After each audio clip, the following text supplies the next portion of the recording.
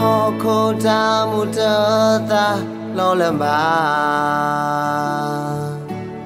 Damu yawa mewe mukota Lezewa ine O baba tamboa Wita suyano tuloma keneja Muni kasunyane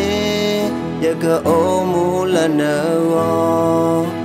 Pela zapokle Kema Wita sutuya Dito kakeblu